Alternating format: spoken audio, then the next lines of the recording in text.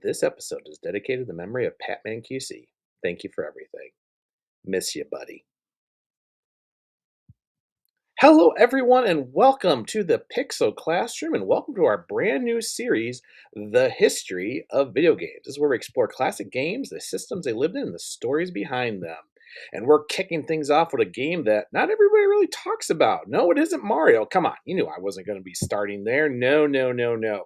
We are talking today about the history of Psycho Fox. Released in 1989, Pyscho Fox was developed by Vic Toka and published by Sega for the Sega Master System. Hard to believe that is. And in Brazil, it was reworked to take a toy into the suplex scene, replacing the fox with a cartoon frog. As the story goes, an evil fox, Mad Max Demagogue, takes control, corrupting the land, and one young fox is chosen to stop him. Pyscho Fox is a side-scrolling platform, but it plays a little bit differently. Movements are weighted, enemies don't go down with one hit. And without momentum, your jumps are short. But with speed, everything changes, even letting the run across water. And throughout the levels, each eggs hide items that are useful and some not. Things such as the Psycho Stick for transformation, the Straw Effigy for clear screen, magic medicine, or extra lives we cap. But of course, our best one is Psycho has a good old buddy here known as Birdfly, who becomes both a weapon and your protection. At the end of each level, you are allowed to take your coins to get different spots here. On the bonus game, gives you players chances for extra lives, plus some extra items. Basically, it's part luck and part strategy, depending on what you go to. The game unfolds across multiple levels: Mystical Mountains, Skull Land, Diabolical Desert, Wind Zone, and the Underground Passageway, and of course, the Ice Zone.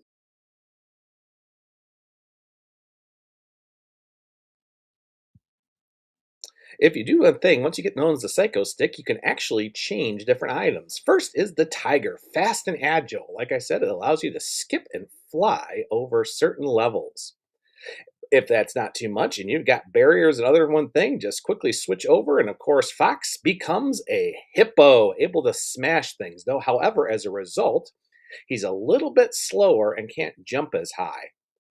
But also, as you're getting the levels, especially in the ice zone, you might need to switch and have Fox change into a monkey. As a monkey, he has higher jumps and much more strategy pieces with his attacks. However, you got to be careful. You can sometimes overshoot your goals.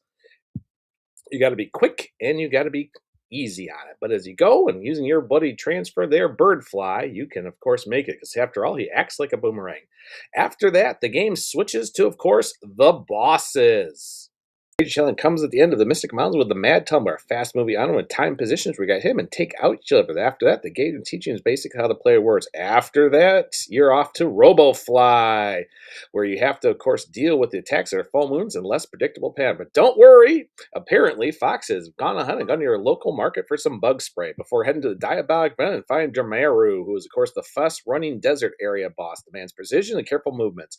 After that, RoboFly says, I'm back for more, but the environment has changed and the movement is no longer completely under your control. After that, you get to the underground. Mad Tumbler comes a rematch. This time he is moving side to side, but tighter spaces, increased pressure, make the rematch a little bit more dangerous. Remember, you can't jump on his head. After that, the Ice Zone. Dormammu is back once more. He returns, this time with slippery movements, so you got to watch your precision carefully so you don't slide into him. If you survive all that, finally, the big final battle with Mad Fox Damian here, which combines everything that's learned through the game.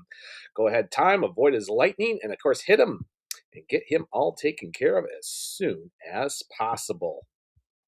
If you successfully score all your hits, Fox and Birdfly will head to the end round here. We are given the old classic cheesy endings we all know and love from everything. As all the different animal dojus get together and Fox does a nice little sumo sample, a little bit of namaste to, of course, end thing as he is the new Damshay. This is definitely a very interesting ending after the crazy apps and adventures and so forth. But at the same time, it's definitely fun and everything you got to love from the game. Psycho Fox was definitely one of those systems that was quietly parps here. It was actually, in a way, a set for pre-Sonic days, too. In fact, some of the things that were done with Fox changing the Tiger could have been definitely integral with speed and spots. In fact, there's many times probably in this game, and he probably could have called it basically Psycho Tiger than Psycho Fox. But it's a lot fun in those area things. A lot of the players learn to do with a lot of paces and everything. I have a lot of good memories with this game. I only played it a handful of times, but it was a lot of fun. You can't really go wrong with it or anything else. The transformations were kind of a lot of fun to actually allow you to do different strategies and so forth. And honestly, it's sad to say that even after, hard to believe, 37 years, we have not had a recreation of Psycho Fox in any shape or form. But you know what? It still won wonderful gameplays for a system as that, as Nintendo was not only slightly still dominating the market, but the Sega Genesis was still a couple years away. I have to admit, this is definitely one I have a lot of memories of and everything. The characters and stuff, he even showed up in Game Pro magazine as the Adventures of Game Pro when he actually ended up in the game. You can't really go wrong with old Psycho Fox here. It was fun, it was enjoyable, and honestly, a lot of good memories. If you like this video, think about liking and subscribing and checking anything else too. We had a wonderful time. I hope to get some more history of the video games, a little bit more, but for a first episode, I think this came for a lot of fun.